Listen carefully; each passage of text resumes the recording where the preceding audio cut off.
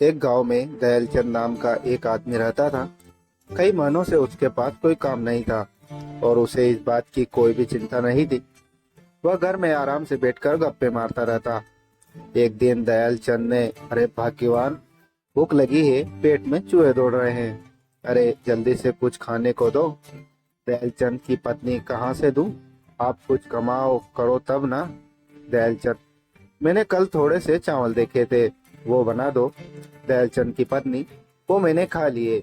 आपको कुछ खाना है तो जाओ कमा कर लाओ, आप यूं ही निठल्ले बैठे रहते हो।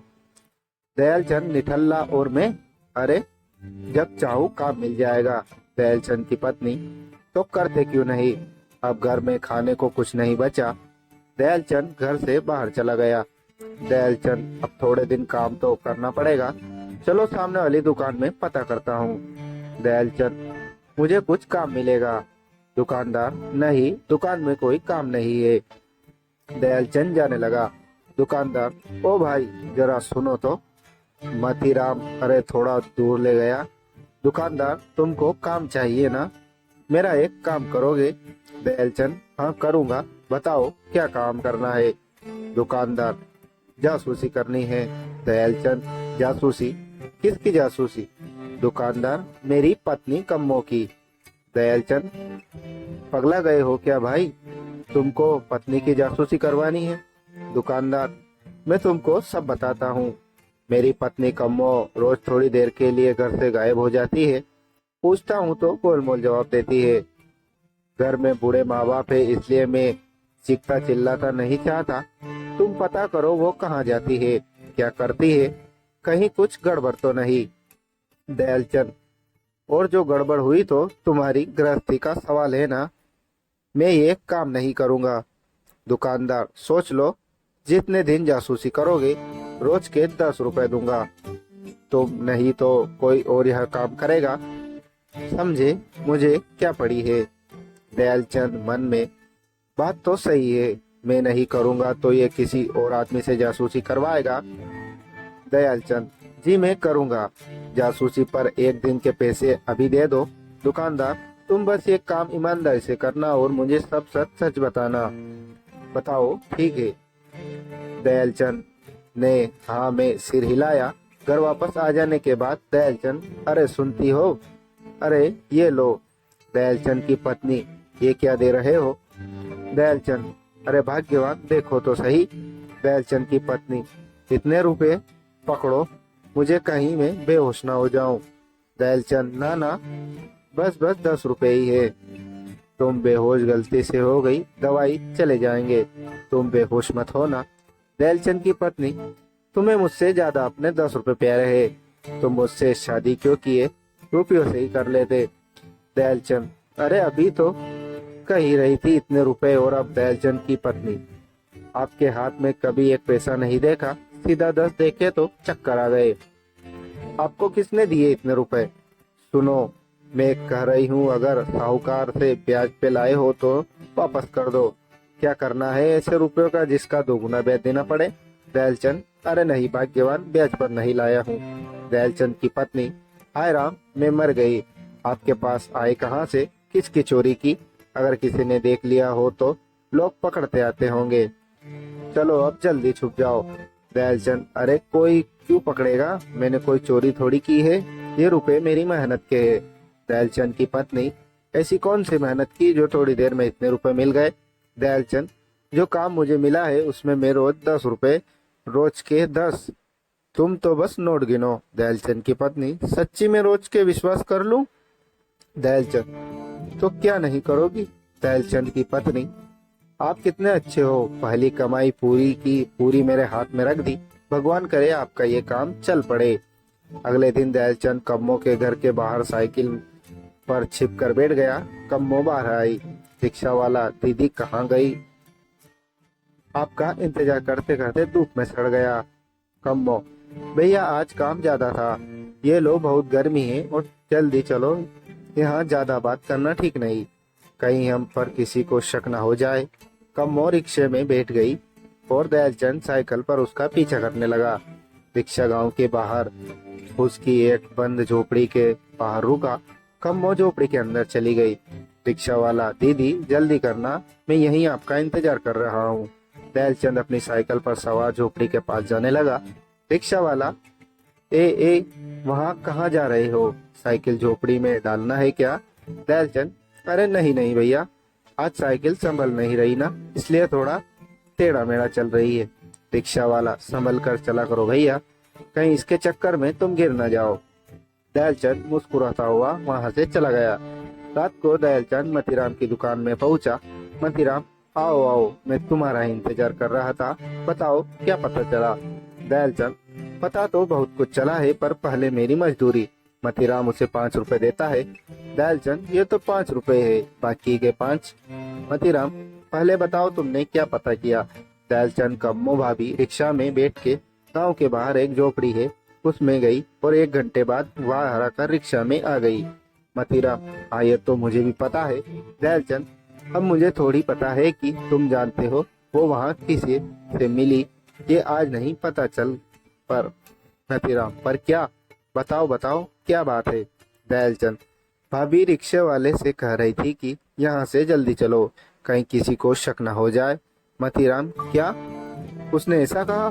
तुमने ठीक से सुना? दयालचंद ने हाँ में गर्दन हिलाई। दयालचंद, हाँ भाई। मतीराम, कम्मो सच में गड़बड़ कर रही है, ये लो तुम्हारे 5 रुपए। सुनो, मुझे सब पता करके बताओ। दयालचंद, तुम चिंता मत करो, मैं हूं ना। दयालचंद खुद खुश हो गए, बोला। दयालचंद, ये लो भाग्यवान, आज की कमाई। दुकानदार की पत्नी हंसते हुए, आज भी पूरे 10 रुपए? सुनो जी, मैं इसके कल एक नई साड़ी ले लूं। दयालचंद, अरे ये भी कोई पूछने की बात है, सब तुम्हारा है, जो मर्जी है ले लो बस मेरे लिए। दयालचंद की पत्नी, मेरे लिए क्या? दयालचंद, कर मेरे लिए कटहल की सब्जी बनाना। दयालचंद की पत्नी, कटहल के साथ हलवा भी बना दूंगी। अगले दिन कम्मो अपने बेटे के साथ रिक्शा पर सवार होकर निकली। दयालचंद साइकिल पर उसका पीछा करने लगा। कम्मो झोपड़ी में गई। दयालचंद ने साइकिल थोड़ी दूर खड़ी करके रिक्शे वाले से छिपते हुए खिड़की से झोपड़ी में झांका। उसे केवल कम्मो ही दिखाई दे रही थी, दूसरा हिस्सा नहीं दिखाई दे रहा था। कम्मो ने रोते हुए अपने बेटे को आगे किया। दयालचंद, अरे कौन है? दूसरी तरफ दिख नहीं रहा। कम्मो ने कुछ रुपए और खाने का डिब्बा आगे बढ़ाया। दयालचंद, खाना और रुपये, पर ये ससुरा है कौन? दयालचंद ने गर्दन अंदर डालने की कोशिश की, मगर असंतुलित होकर गिर गया। आवाज सुनकर रिक्शे वाला आया। दयालचंद पत्थर से टकरा गया था।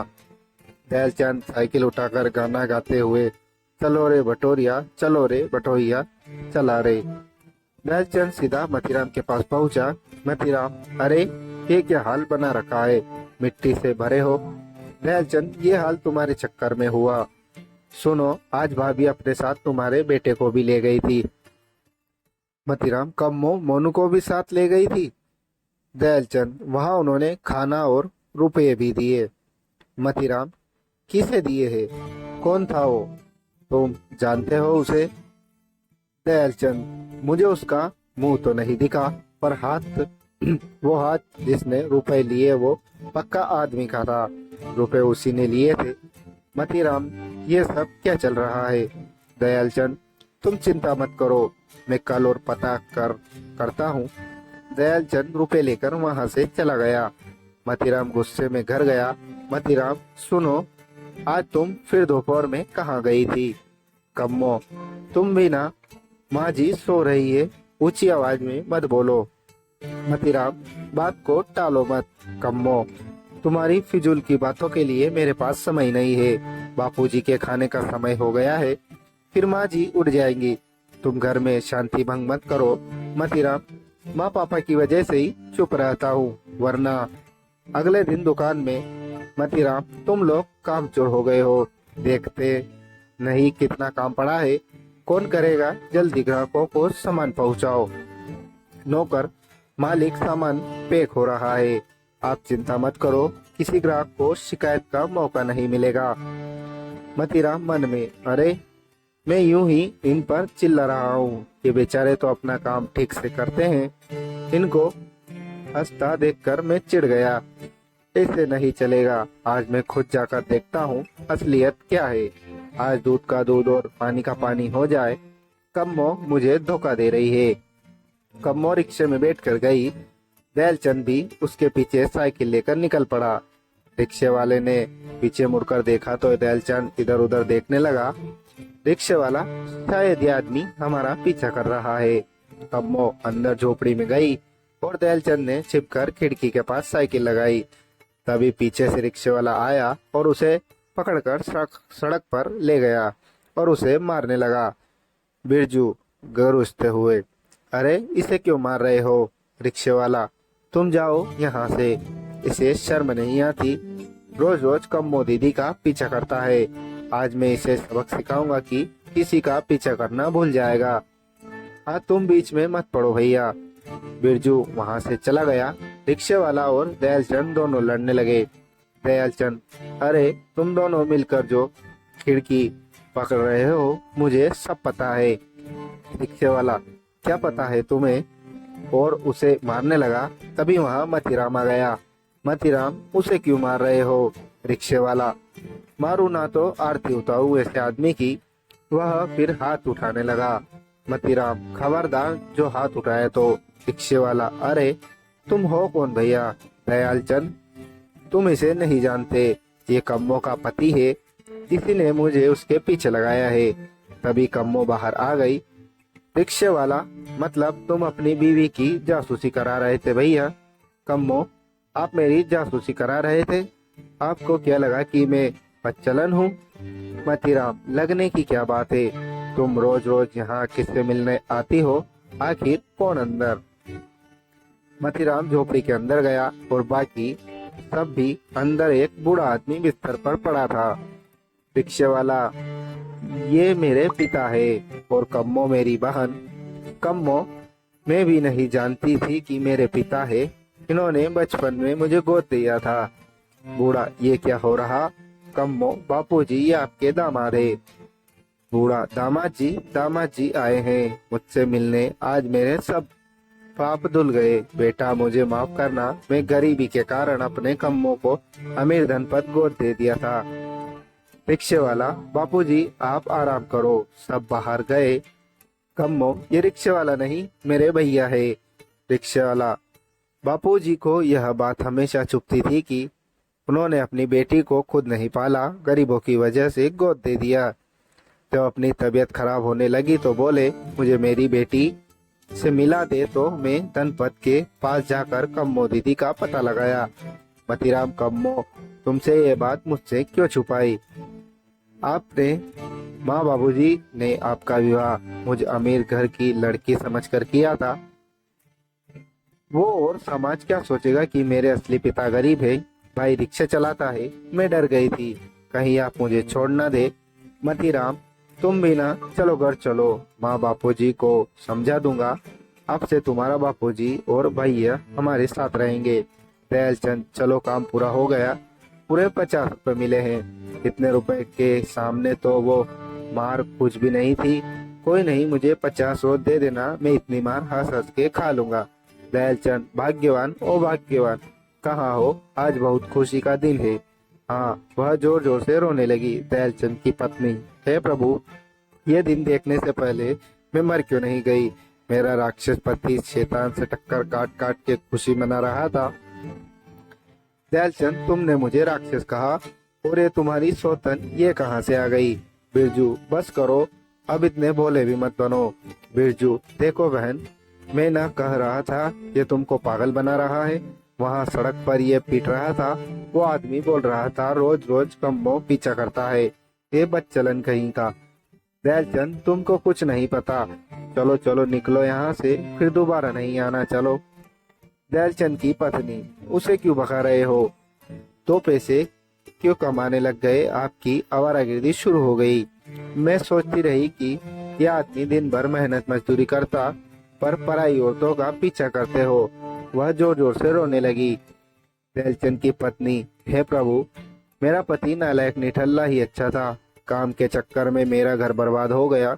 भूखी अच्छी थी पर सौतन, मुझसे यह सहन नहीं होगा। आसपास के लोग झाँक कर देखने लगे। दयालचंद, ये तुम लोग ऐसा क्या देख रहे हैं? चलो चलो जाओ यहाँ से। बूढ़ा, तुमने इस भोली भाली औरत के साथ ठीक नहीं किया। दयालचंद, बाबा ज्ञान मत दो, मैं अपने आप देख लूंगा, तुम जाओ यहाँ से। आदमी, मुझे समझ नहीं आ रहा इस दयालचंद में इतनी हिम्मत का ही कहाँ से। दयालचंद ने, मैं कह रहा हूँ तुम जाओ। दयालचंद ने दरवाजा बंद कर दिया। दयालचंद, भाग्यवान, तुम सुनो तो मैं कम्मों की जासूसी कर रहा था। इसी जासूसी करने के तो पैसे मिले थे। दयालचंद की पत्नी, झूठ, आप झूठ बोल रहे हो। पोल खुल गई तो जासूसी का बहाना बना रहे हो। आपको क्या पड़ी जो उस कम्मों की जासूसी करने चले। चलो निकलो यहाँ से। दयालचंद, अरे मैं यहाँ से क्यों जाऊं। दयालचंद की पत्नी, जब तक उस कम्मों को भूत सिर से नहीं उतरता आप इस घर में नहीं रहोगे। दयालचंद, अरे सुनो तो, मैं सच कह रहा हूँ। दयालचंद की पत्नी, सुना नहीं है आपने, जा रहे हो या मैं चली जाऊं यहाँ से। दयालचंद, ये तुम ठीक नहीं कर रही हो। दयालचंद दरवाजे पर पहुंचा, तभी मतीराम और कम्मो आ गए। दयालचंद, अरे अच्छा हुआ तुम आ गए, तुम्हारी वजह से मेरे घर में कोहराम मच गया। ये मेरी बात सुनने को तैयार नहीं है, तुम इससे सच बताओ। मतीराम, बहन, दयालचंद बहुत अच्छा इंसान है, इसने मेरे कहने पर ही कम्मो की जासूसी की। कम्मो जो बात मैं इन्हें चाहकर भी नहीं बता पा रही थी, वो आपकी वजह से पता चल गई और आज हम सब साथ हैं। आपका बहुत बहुत धन्यवाद। मतीराम, दयालचंद, तुम कल से दुकान में मेरे साथ काम करना। भाई, तुमने मेरा घर बचाया है, वरना मैं शक के चक्कर में सब बर्बाद कर देता। कम्मो, ये कपड़े तुम दोनों के लिए हमारी ओर से उपहार है। ना मत कहना। दयालचंद, तुम लोग भी खुश रहो।